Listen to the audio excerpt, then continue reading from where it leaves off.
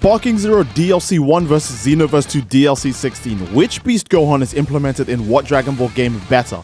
We're going to be looking at their super attacks, their combos, animations, references, everything when it comes to Dragon Ball in general. And which Beast Gohan do you guys think is done better? Like Sparking Zero Beast Gohan can't shoot the special cannon on his own, but Xenoverse 2 Beast Gohan can, and he can also kick with it. So again, you guys let me know which one you think is cooler.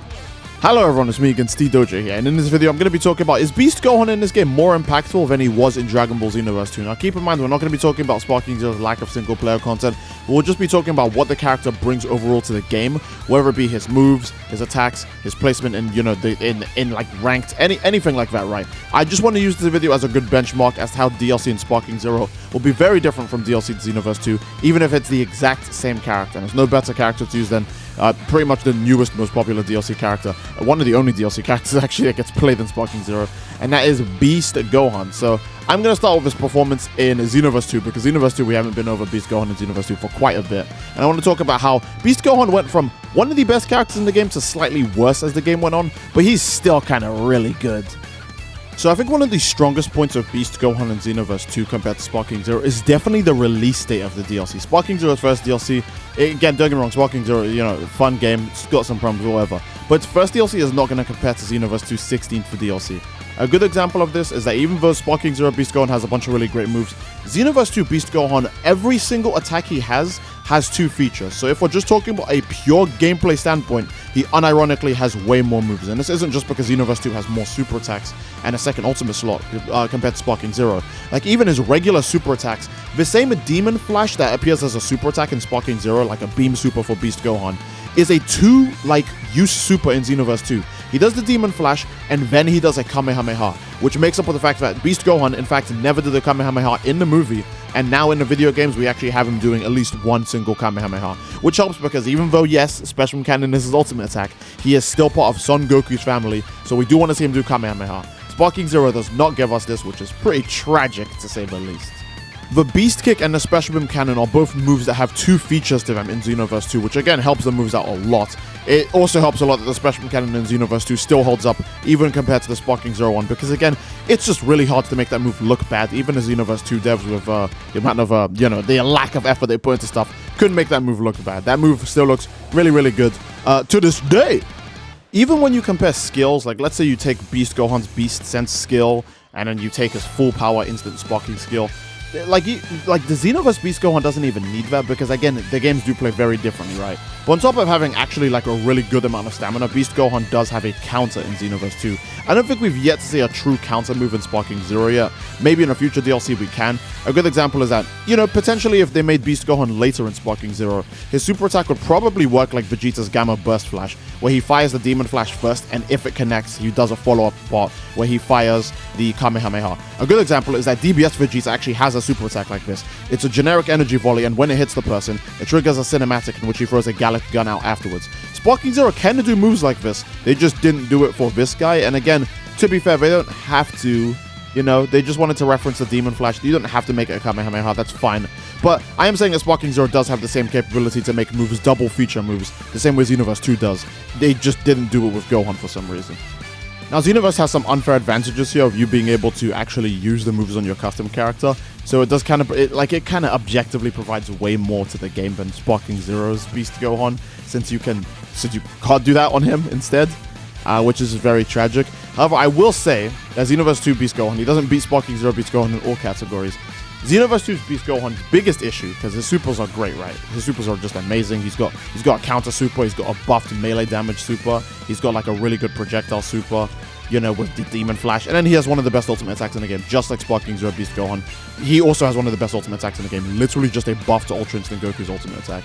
But the biggest issue with Xenoverse Beast Gohan is that he has some really bad combos. He attacks super slow, which makes him really hard to use, because the best way to gain ki in Xenoverse 2 isn't by charging it like in Sparking Zero, and charging is its own separate super attack in Xenoverse 2. You have to actually fight for your ki. That's the best way to get in Xenoverse 2. Now in Sparking Zero, you can actually charge up, but you could still fight for your ki, which makes Beast Gohan kind of just feel way better to play, because he actually can put his hand on his opponents. His attack animations are quick, They're really nice to look at. They're not just a bunch of reused animations like they are from Xenoverse 2 Beast Gohan, which can get really bothering. Like after DLC, like what, 5, there's just way too many reused animations and like character attack animations. It's just so tragic. It's so depressing.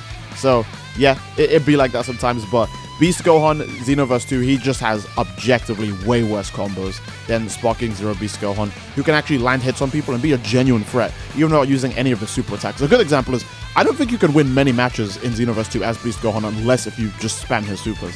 He is legitimately such a struggle boss character if you don't use his supers. You can never use a super in Sparking Zero Beast Gohan and still do really well, even though his Beast Kick is super OP, so I'd recommend using that, right? But you don't even have to. That's just how good he is. Keep in mind, this doesn't apply to all Sparking Zero characters because people stopped using DBZ Broly, an objectively S-tier character, just because his ultimate wasn't unblockable in frame 1 anymore. So Beast Gohan is actually just good. It's not just that Sparking Zero's gameplay is different. People stopped using an S-tier character just because he doesn't have an instant unblockable ultimate attack anymore. Beast Gohan doesn't even really have one of those. He only gets one against like certain giants with the Beast Kick, and he's still this amazing, like just with pure melee. So yeah, it's not just that Sparking Zero's gameplay is different, it's just actually how he's designed. Okay, so now we're going to start talking about outside factors, and this is where it gets kind of unfair for Xenoverse 2 because we're going to talk about what just makes a game fun to play in general. Xenoverse 2 Beast Gohan, not only does he have much slower attack animations, he also has infinitely less combos because Xenoverse 2 only really has like 5 combos.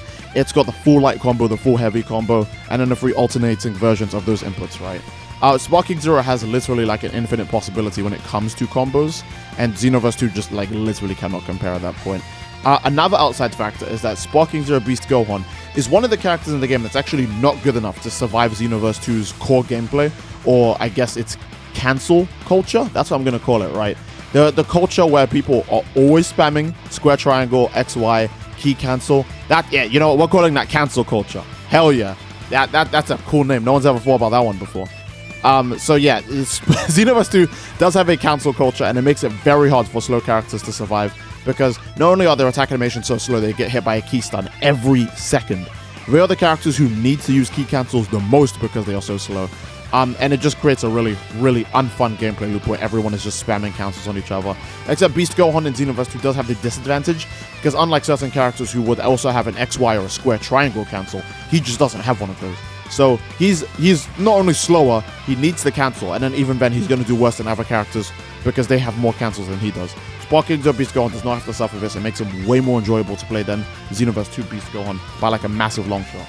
I want to go over the stats again. Xenoverse 2 Beast Gohan, he has objectively way better super attacks. He's got way more variety in the super attacks. Again, this is the unfair disparity that's created by Xenoverse 2 being 16 DLCs in, and Sparking Zero being only 1 DLC in. They can get super creative with Beast Gohan, right? Now, Xenoverse 2 Beast Gohan isn't even one of the more unique characters in the game. He doesn't even have like a low health gimmick like a few other characters. The only time he has it is with a special beam cannon, but since that's a move you can put on custom characters and people use on custom characters more than him, it's not really relevant for him either. He does have way better super attacks, and even the special beam cannon I think is actually better, because not only can he do the kick for his special beam cannon, he can just fire it naturally. The Sparking Zero Beast Gohan can't even beam clash with his beam. Again, you can't beam clash at Xenoverse 2, but you know what I mean. You can't even fire the move as a projectile. You can only use it as a rush melee super attack, which is very unfortunate for everyone who wanted to, you know, make that beam clash with Cell Max's Max Bomb or any other move in the game. But every other aspect, yeah, Sparking Zero Beast Gohan kind of just bullies him. He's got better combos. He's actually playable. He's not screwed over by any other game mechanics that hold him down, you know, etc., right? A good example is Beast Gohan isn't like a meta character in Xenoverse 2. He's not one of those OP top tier sweat characters you see. In Sparking Zero he is. You see him religiously pretty much all the time because he's like a side grade to Ultra Instinct Goku. He's got almost the exact same moveset, except his attacks are faster and do more damage, but Ultra Instinct Goku has the broken, you know, Ultra Instinct Dodge. The only difference, though, is that Sparking Zero's is OP day one. Xenoverse 2's was never OP day one. Even when he dropped, people were using his moves for their custom characters, but they stopped using the character like immediately afterwards because he's just not very good. So yeah, he's not like the worst character. He's carried by a super attack, but that's the issue. Ki in Xenoverse 2 is harder to get than it is in Sparking Zero straight up. So him being able to use the super attacks as his main form of like offense and defense, you can't even really use his super broken counter that much because you need the Ki for it constantly. And then even then, cancel culture exists in Xenoverse 2, so people can always just stun you out of your counter or just dodge your counter with, you know, their cancel. It's rough, you know, it's rough. So Sparking Zero Beast Gohan, ironically, he takes this if we don't include any of the single player content, right? If we don't include Parallel Quest and any of the other features Xenoverse 2 has, we just focus on purely the battles, because that's the only game mode Sparking Zero has, just battles. Then Sparking Zero wins really hard. But if we take everything into account, you know, raids where all these moves are even better, you know, Parallel Quest where you can play with your friends, you can play with more than one person in Xenoverse 2, by the way. Sparking Zero only lets you ever play with one person at a time. What is this? Then obviously Xenoverse 2 wins very hard. But yeah, you guys let me know which one you think is implemented better. Sparking Zero's Beast Gohan or Xenoverse 2's Beast Gohan. And please don't be biased. I know Sparking Zero just came out and even I'm saying Sparking Zero Beast Gohan is better. But let me know your honest opinions, because this is how we get healthy discussions, you know. This is how we broaden all of our knowledge. And I think that's a great place to end the video. I do love you all. I hope you enjoyed. So don't forget to leave a like and subscribe, as it greatly supports the channel, and leave a comment down below as to what you'd like to see next. And that'll be it. Love you all, and I'll see you all next time. Take care and peace.